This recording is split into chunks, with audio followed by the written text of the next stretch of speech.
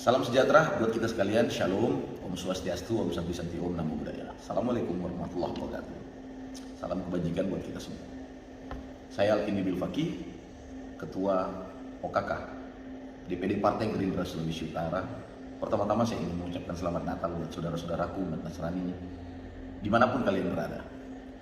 Kawan semua, sahabat sekalian, saya pada siang kali ini ingin menggunakan kesempatan ini untuk mengklarifikasi beberapa informasi yang kemudian beredar di Sulawesi Utara terkait perayaan Natal Partai Gerindra Sulawesi Utara di MCC beberapa waktu lalu.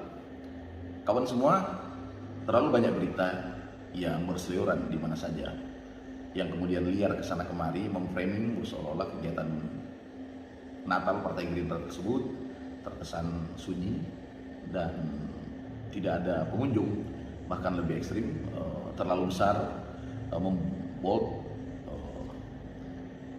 caption yang sangat luar biasa menurut kami, yakni penulisan akan ketidakhadiran Ketua DPD Partai Gerindra dan Sek DPD Partai Gerindra.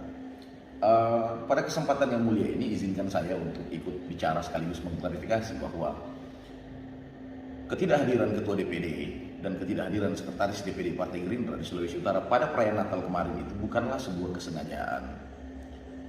Ketua DPD Gerindra sangat-sangat berfokus terhadap kegiatan Natal ini, apalagi Natal kami ini tematiknya itu adalah, tema besarnya adalah tentang hal yang berbau toleransi antar umat beragama, sehingga kenapa acara tersebut diisi oleh kelompok-kelompok majelis taklim dan diisi oleh kelompok masyarakat adat yang hadir pada saat perayaan acara Natal tersebut.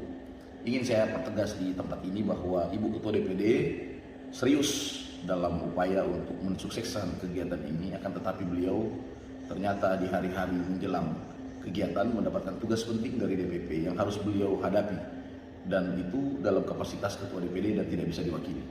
Beliau berangkat sehingga sehari sebelum Natal kegiatan itu terjadi, beliau akhirnya harus berangkat pergi untuk memenuhi undangan DPP karena ada hal yang penting dan mustahak yang harus beliau selesaikan di sana.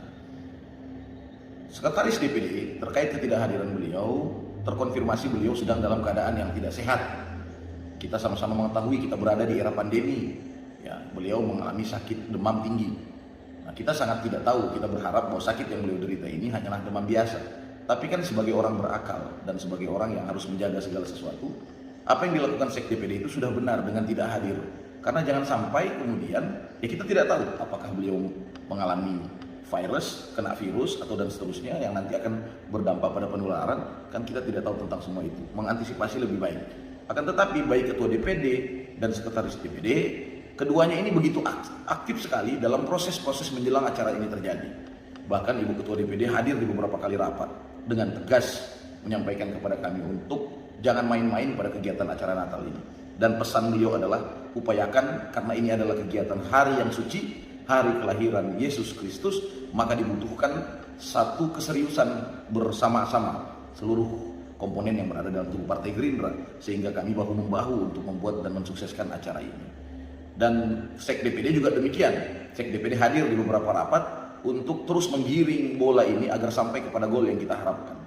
Saya mengucapkan terima kasih dan apresiasi setinggi-tingginya buat para panitia, Ketua Benpar, terutama buat Sekretaris Ibu Nancy, luar biasa dedikasi beliau, kerja keras beliau, dibantu oleh suami beliau, Bung Andi Rompas. Kita bisa melihat Pangbes bersama pasukan adat turun di sana, dan itu sangat menciptakan sebuah tontonan yang menarik, ya, bahwa Natal Partai Gerindra kali ini benar-benar memperlihatkan kesejukan, kedamaian, sekaligus penghormatan terhadap budaya lokal. Itu satu hal yang saya kira pencapaian yang sangat luar biasa. Nah, buat teman-teman semua yang mungkin masih terus menggiring opini bola liar dan membangun framing di luar sana terkait kinerja Ketua DPD, terkait hal-hal yang hampir tidak pernah ada satupun kebaikan Ketua DPD itu yang dimunculkan, hanya kecenderungan menyerang pribadi beliau dan menyerang struktur kami. Ya, kami menyadarilah bahwa kami manusia biasa dan tentu tidak berada di titik kesempurnaan seperti apa yang kalian harapkan.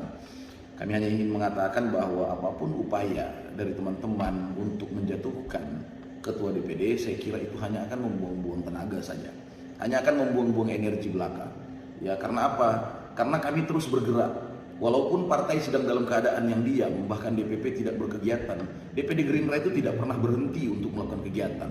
Saya ingin menyampaikan 6 bulan terakhir ini misalnya, bahkan ketika partai-partai lain banyak diam, DPD Gerindra aktif dengan bakti sosial, aktif dengan turun langsung ke masyarakat, bersentuhan dengan kelompok lansia, bersentuhan dengan kelompok pemuda, bersentuhan dengan kelompok-kelompok pemuka-pemuka agama.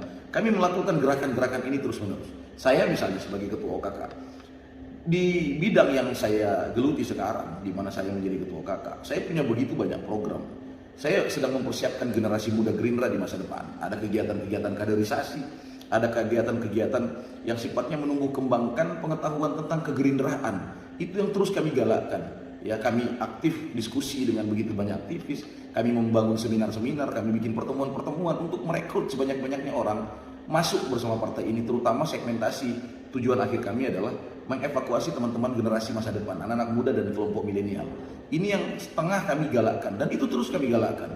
Kami menghargai dan mengapresiasi kinerja sahabat-sahabat teman-teman kita, kader-kader Gerindra terdahulu. Mereka sudah sangat berjuang dengan sangat baik dan izinkan kami memperbaiki dan meneruskan, sekaligus ingin menciptakan pencapaian-pencapaian yang jauh lebih baik, yang jauh lebih tinggi untuk kemenangan Pak Prabowo sebagai presiden nantinya dan untuk keberhasilan Partai Gerindra dalam pencapaian digit demokrasinya, yaitu kita harus menang di pilkada, kita harus menang di pemilu.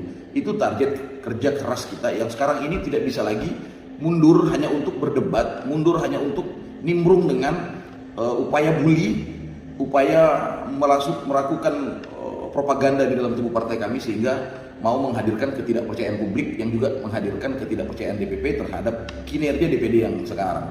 Menurut saya itu adalah cara-cara yang menciptakan rasa miris publik sekaligus juga lelucon dan hal yang menurut saya cukup memalukan. Ya, apalagi kalau kemudian itu dikelola oleh kelompok yang notabene-nya adalah kader Partai Gerindra yang diangkat disumpah bakti untuk tunduk dan patuh terhadap keputusan-keputusan partai. Apalagi keputusan itu datang dari DPP. Saya kira kita semua adalah kader-kader paripurna yang tahu tentang itu.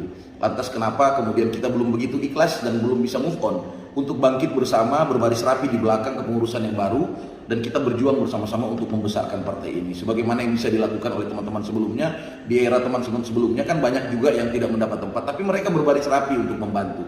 Nah, jadi sekarang Mbok ya, sudah saatnya juga partai perlu refresh, partai perlu penyegaran. Partai perlu satu hal yang baru, karena kita menyongsong tenaga baru di tahun yang baru, maka kita butuh kekuatan yang revolusioner, butuh kekuatan-kekuatan yang baru untuk menghadapi geliat politik di masa depan. Ya, itu satu hal yang menurut saya tengah menjadi kerja keras kami. Saya berharap teman-teman untuk lebih tenang, bantu perjuangan kami, bantu kami dalam doa. Jika tidak mau turun lapangan bersama kami, tidak apa-apa. Yang pasti di bawah kepemimpinan Ibu Koni Rumondur, Gerindra Sulawesi Utara terbang, bukan sekedar berlari.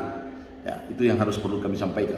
Chandra Mataos, ZTV.com melaporkan dari Sulawesi Utara.